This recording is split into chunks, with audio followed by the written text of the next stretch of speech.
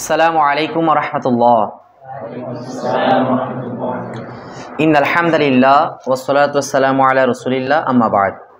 সুপ্রিয় শিক্ষার্থীবৃন্দ, আল্লাহর অশেষ রহমতে আমরা আজকে ইলমের মধ্যে অত্যন্ত এবং খুবই গুরুত্বপূর্ণ একটি বিষয়। আমরা জানি ইলম অনেক ধরনের রয়েছে, তার মধ্যে এটা হচ্ছে ইলমুল ফরায়েজের ইলম, যে ইলমটাকে রাসূল পাক সাল্লাল্লাহু আলাইহি সাল্লাম কি বলেছেন? নিসফুল ইলম বলেছেন। এই ইলমুল ফরায়েজের প্রসিদ্ধ একটি কিতাব, যে কিতাবের নাম হচ্ছে সিরাজি। এই সিরাজি নামক কিতাবটি আমরা শুরু করার নিয়তে উপস্থিত হয়েছি। ইনশাআল্লাহ মহান রব্বুল আলামিন যদি চান, আমরা এই কিতাবটি একদম শুরু থেকে শেষ পর্যন্ত চালিয়ে যাব। তো আমরা কথা না বাড়িয়ে মূল কথায় চলে যাই, মূল পড়ায় চলে যাই। প্রত্যেকটা কিতাব শুরু করার আগে আপনার কয়েকটি বিষয় সম্পর্কে ধারণা থাকতে হবে। ওই কিতাবের লেখককে, ওই কিতাবের আপনার শাব্দিক অর্থ কী বা শাব্দিক ব্যাখ্যা বিশ্লেষণ, পারিভাষিক ব্যাখ্যা বিশ্লেষণ, ওই কিতাব বা ওই ইলমের আলোচ্য বিষয় কি, উদ্দেশ্য কি, এই ধরনের, এবং ওই ইলমটা আমরা পড়বো কেন, তার গুরুত্ব কি আছে কি না, গুরুত্ব সম্পর্কে এই 4-5টা বিষয় আমাদের প্রত্যেকটা ইলম বা প্রত্যেকটা ফনে কিতাব শুরু করার আগে আমাদের জেনে রাখতে হবে, হবে না? যেমন নাহু বা সরফের কোনো একটা কিতাব শুরু করার আগে আমরা তার এই 4-5টা বিষয় আমরা আগে আলোচনা করি। ঠাস করে কি মূল কিতাবে চলে যাওয়া যায়? আচ্ছা, তো আসেন সেই ধারাবাহিকতায় আমরা সিরাজি কিতাবের লেখক অর্থাৎ মুসান্নিফ রহমতুল্লাহ আলাইহি সম্পর্কে আমরা প্রথমে জানব। দেখেন, এই সিরাজি কিতাবটি লিখেছেন আশ-শাইখ সিরাজউদ্দিন মুহাম্মদ বিন আব্দুর রশিদ আস-সাজাবান্দি আল-হানাফি রহমতুল্লাহি আলাইহি। তো ওনার মূল নামটা হচ্ছে কি বলেন তো দেখি? আপনারা অনেকে হয়তো জানেন, মোহাম্মদ। ওনার মূল নাম কি? মোহাম্মদ। আর ওনার উপাধি লকব হচ্ছে ইমাম সিরাজউদ্দিন। ওনার বাবার নাম হচ্ছে আব্দুর রশিদ। তাহলে মূল নাম কি পাইলাম? মোহাম্মদ।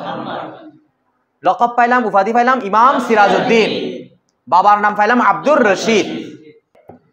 উনাকে সাজাবান্দি কেন বলা হয়? কারণ উনি সাজাবান্দ নামক স্থানের অধিবাসী ছিলেন বিধায় ওনাকে ওদিকের নিসবত করে কি বলা হয়? সাজাবান্দি। আর উনি হানাফি মাযহাবের অনুসারী ছিলেন বিধায় ওনাকে বলা হয় হানাফি। তাহলে আমরা পুরো নাম কি পাইছি? বলেন, আশ-শাইখ সিরাজউদ্দিন মুহাম্মদ বিন আব্দুর রশিদ আস-সাজাবান্দি আল-হানাফি রাহমাতুল্লাহি আলাইহি।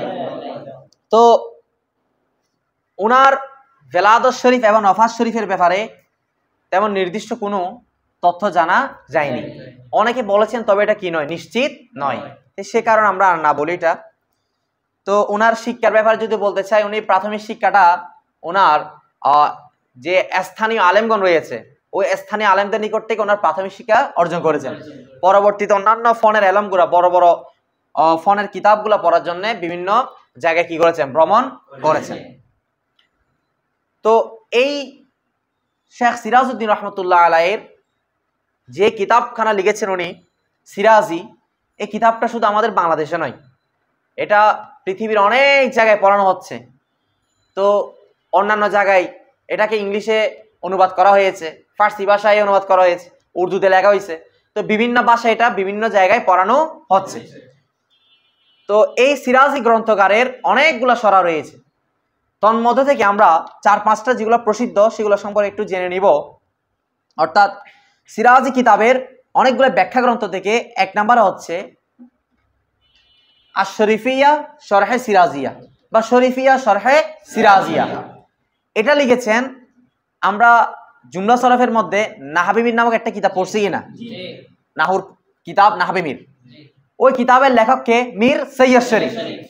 ওই মীর সৈয়দ শরীফ যিনি ইন্তেকাল করেছেন 816 হিজরিতে, ওই মীর সৈয়দ শরীফ উনি সিরাজি গ্রন্থকারের একটা সরা লেখেন, যে সরার নাম দেন আশ-শরীফিয়া শরহে সিরাজিয়া। এই সিরাজি গ্রন্থকারের আরেকটি সরা লিখেন, যে সরাটির নাম শরহে সিরাজিয়া। শরহে সিরাজিয়া এটি লিখেছেন শেখ হাসান ইবনে আহমদ রহমতুল্লাহ আলাইহি। শেখ হাসান ইবনে আহমদ রহমতুল্লাহ আলাইহি উনি ইন্তেকাল করেছেন 658 হিজরিতে। এইভাবে আরো কয়েকটি সরা আছে, ইরশাদুর রাজি ফি শারহে ফারায়েজ সিরাজি, তারপর হাশিয়া সিরাজিয়া, তারপর আল মাওয়াহিবুল মাক্কিয়া ফি শারহে ফারায়েজ সিরাজিয়া। এটা লিখেছেন আপনার শেখ রাবু মোহাম্মদ ইবনে আহমদ রহমতুল্লাহ আলাই, যিনি ইন্তেকাল করেছেন 764 হিজরিতে। এই 5-6টা প্রসিদ্ধ আরো অন্যান্য সরা রয়েছে, প্রায় 40টার উপরে কি রয়েছে সরা এবং টিকা গ্রন্থ রয়েছে। এরপর আসেন আমরা আর লেখক সম্পর্কে বিস্তারিত বলবো না, যেহেতু এতটুকু আমাদের জন্য কাফি হবে। দেখেন আমরা পড়তেছি সিরাজি কিতাবটা, এই কিতাবটা কোন বিষয়ের? ইলমে সরফের নাকি ইলমে নাহাবের? এটা ইলমে সরফের না নাকি ইলমে ফরায়েজের? দেখেন আপনারা মনোযোগ নাই। তাহলে এই সিরাজি কিতাবটা কোন কোন ইলমের? ইলমুল ফরায়েজের। এখানে সরফ নিয়ে কি আলোচনা করবে? পালা আলোচনা করবে? তাহলে এটা হচ্ছে ইলমুল ফরায়েজের। তো এখন ইলমুল ফরায়েজের শাব্দিক এবং পারিভাষিক যদি একটু বিশ্লেষণ করি, ইলমুল ফরায়েজ এই শব্দটা হচ্ছে একটা মুরাক্কাব শব্দ। কি শব্দ? আপনারা মুফরাদ মুরাক্কাব চিনেন? মুরাক্কাব মানে হচ্ছে যৌগিক। মুরাক্কাব মানে কি? অর্থাৎ এই ইলমুল ফরায়েজ এই শব্দটার মধ্যে দুইটা অংশ আছে, একটা ইলমুন আর একটা ফরায়েজ। তো ইলম এই শব্দের ব্যাপারে আমরা অনেক ব্যাখ্যা ছোটকাল থেকে পড়ে আসতেছি, ক্লাস 6 থেকে।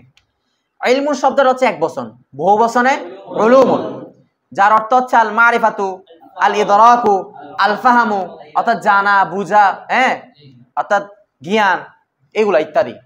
আর ফরায়েজ, এই ফরাইদুন শব্দটি এটা হচ্ছে বহু বচন। ফরাইদুন শব্দটি কি? এর এক বচন হচ্ছে ফরিদাতুন। তাহলে ফরায়েজ শব্দটা জমা, তার এক বচন কি?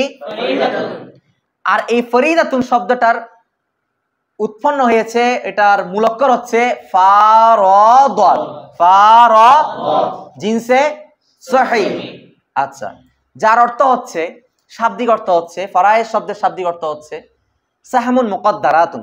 সাহমুন মুকদ্দারাতুন, সাহমুন, সাহমুন এটা ওয়াহেদ, অর্থাৎ সাহমুন মানে অংশ, মুকদ্দারা মানে নির্ধারিত। সাহমুন মুকদ্দার অর্থ কি দাঁড়ালে? তাহলে নির্ধারিত অংশ, অথবা আবার নির্দিষ্ট পরিমাণ বা যা ফরজ করা হয়েছে। বিষয় বুঝা আসছে? অনেকগুলো অর্থ আছে। আরেকটা আপনারা পাবেন যে ফরায়েজ শব্দের আরেকটা অর্থ আছে ইতাউ শাইই বিলা আওয়াদিন, অর্থাৎ ইতাউ শাইই কোনো কিছু দান করা, বিলা আওয়াদিন কোনো বিনিময় ছাড়া। আমরা যে আচ্ছা দেখেন আমাদের বাবার থেকে সম্পদ পাচ্ছি, এটা ধরতে গেলে আমাদেরকে দান করা হচ্ছে কিনা? তো কোনো বিনিময় দিতে হয় এটা? ফরায়েজের আরেকটা শাব্দিক অর্থ কি? ইতাউ শাইই বিলা আওয়াদিন, কাউকে কোনো বিনিময় ছাড়া কোনো কিছু কি করা? দান করা। বুঝাচ্ছে? এখন আসেন এই ইলমে ফরায়েজের পারিভাষিক পরিচয়। ইলমে ফরায়েজের পারিভাষিক পরিচয় আমরা কয়েকটা দিব, তার মধ্যে যেটা প্রসিদ্ধ সেটা সবাই আমার মুখে মুখে বলেন আল ফারাইদু হুয়া ইলমুন বিকাওয়াইদা ওয়া জুজইয়াতিন মিন ফিকহিন ওয়া হিসাবিন তুরাফু বিহা কাইফিয়াতু সারফি তারকাতি ইলাল ওয়ারিসি বাদা মারিফাতিহি। এটা সবাই শিখে নেবেন। অর্থাৎ ইলমে ফরায়েজ হচ্ছে এমন কিছু নিয়মাবলী এবং কায়দাবলী জানার নাম, যার মাধ্যমে আপনি মৃত ব্যক্তির রেখে যাওয়া সম্পদ তার ওয়ারিসদের মাঝে, উত্তরাধিকারীদের মাঝে সুষ্ঠুভাবে ন্যায়ভাবে কি করতে পারবেন? বর্ণনা করার পদ্ধতি সম্পর্কে জানতে বাদা মারিফাতি, অর্থাৎ যারা ওয়ারিস আছে তাদের পরিচয় জানার পরে। বুঝছেন বিষয়টা? তো ইলমুল ফরায়েজের সংজ্ঞার ব্যাপারে মুফতি আমিবুল ইহসান রহমতুল্লাহ আলাই, যিনি ওই উসুল হাদিসের একটি প্রসিদ্ধ কিতাব মিজানুল আখবার, নাম শুনছেন? এই কিতাবের লেখক এবং ঢাকা বাইতুল মুকাররম জাতীয় মসজিদের কি ছিলেন? খতিব। হ্যাঁ, এই মুফতি আমিবুল ইহসান রহমতুল্লাহ আলাই উনি একটা ফরায়েজের ব্যাপারে সংজ্ঞা দিয়েছেন। এটা সবাই বলেন যে ইলমুল ফরাইদি হুয়া ইলমুন ইউরাফু বিহি কাইফিয়াতু কিসমাতি তারকা আলা মুস্তাহাক্কিহা। অর্থাৎ ইলমে ফরায়েজ হচ্ছে এমন একটি জ্ঞান যার দ্বারা মৃত ব্যক্তির রেখে যাওয়ার সম্পদের বন্টন করা পদ্ধতি সম্পর্কে জানা যাবে। কাদের উপর বন্টন? অর্থাৎ আলা মুস্তাহাক্কিহা, ওই রেখে যাওয়ার সম্পদে যারা মূল হকদার, মূল ওয়ারিস, মূল উত্তরাধিকারী, যারা মূল প্রাপক, তাদেরকে কিভাবে দেওয়া যাবে সেই নিয়ম পদ্ধতি সম্পর্কে জানা যাবে কোন এলমের মাধ্যমে, আর এটাকে বলা হয় ইলমুল ফরায়েজ, এই এলমটাকে বলা হয় ইলমুল ফরায়েজ। তাহলে এই দুইটা সংজ্ঞা সবাই আয়ত্ত করতে পারবেন তো ইনশাআল্লাহ। এখন আসেন মওদুউহু, মওদুউ ইলমিল ফারাইদ, ইলমে ফরায়েজের আলোচ্য বিষয় কি? আমরা জানি প্রত্যেকটা বিষয়ের কি থাকে, আলোচ্য বিষয় থাকে। তো ইলমুল ফরায়েজের আলোচ্য বিষয় কি? ইলমুল ফরায়েজের আলোচ্য বিষয় হচ্ছে দুইটা। কয়টা? বলে আত-তারকাতু আল ওয়ারিসু। এক নাম্বার হচ্ছে তরকা, দুই নাম্বার হচ্ছে ওয়ারিস। এই দুইটা হচ্ছে ইলমুল ফরায়েজ আলোচনার বিষয় বা আলোচ্য বিষয়। আত-তারকা, তরকা মানে কি? আত-তারকাতু এটা হচ্ছে তরাকা ইয়াতরুকু, অর্থাৎ ছেড়ে যাওয়া, পরিত্যাগ করা। তো মৃত ব্যক্তি কি রেখে যায়? অর্থাৎ মৃত ব্যক্তির রেখে যাওয়া সম্পদ, মৃত ব্যক্তির রেখে যাওয়া সম্পদ হচ্ছে কি আত-তারকা। তার তরকা মানে কি? পরিত্যক্ত সম্পদ বা মৃত ব্যক্তি রেখে যাওয়া সম্পদ। দুই নাম্বার হচ্ছে ওয়ারিস, ওয়ারিস মানে কি? উত্তরাধিকারী, অর্থাৎ মৃত ব্যক্তির ছেলে সন্তানরা বা ওয়ারিসরা। তাহলে ইলমুল ফরায়েজ আলোচ্য বিষয় কয়টা? এক নাম্বার, বলেন এক নাম্বার, দুই নাম্বার, পারবেন সবাই? এখন আসেন গরদু ইলমুল ফরায়েজ, ইলমুল ফরায়েজের উদ্দেশ্য কি? একেবারে ইজি।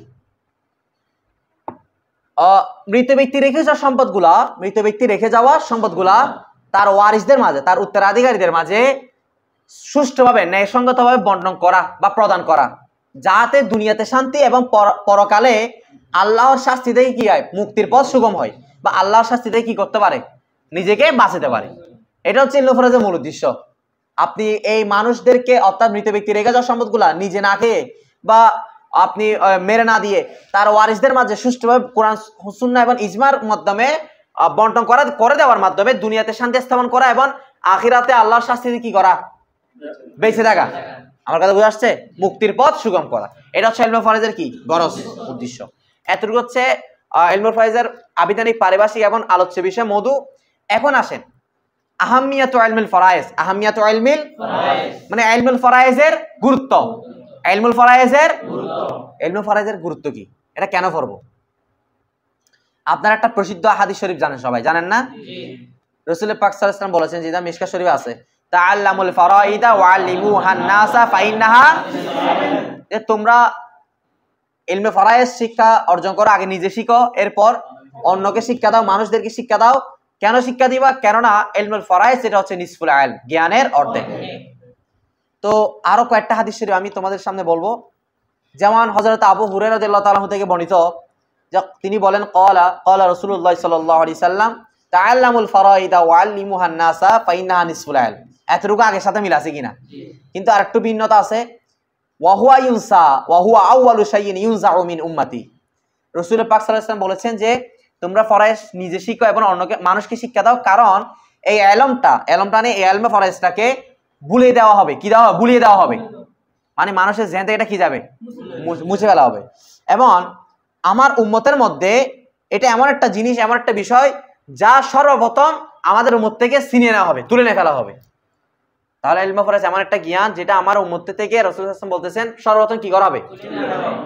সেই জন্য বলতেছে তোমরা ইলমে ফরায়েজকে কি করা? আঁকড়ে ধরো, নিজেও শিখা, আমার অন্যকে কি দাও? শিক্ষা দাও। এটা ইবনে মাজাহ শরীফের মধ্যে আছে। তারপরে আপনার তিরমিজি শরীফের মধ্যে আরেকটা হাদিস শরীফ, এটাও হযরত আবু হুরায়রা রাদিয়াল্লাহু তাআলা থেকে বর্ণনা। তিনি বলেন যে তাআল্লামুল ফারাইদা ওয়াল কুরআনা ওয়া আল্লিমুন নাসা ফাইন্নী মাকবুদুন। যে রাসূল করিম সাল্লাল্লাহু আলাইহি সাল্লাম ইরশাদ করেছেন, তোমরা ইলমে ফরায়েজ এবং কোরআন শিক্ষা করো। কারণ কেন?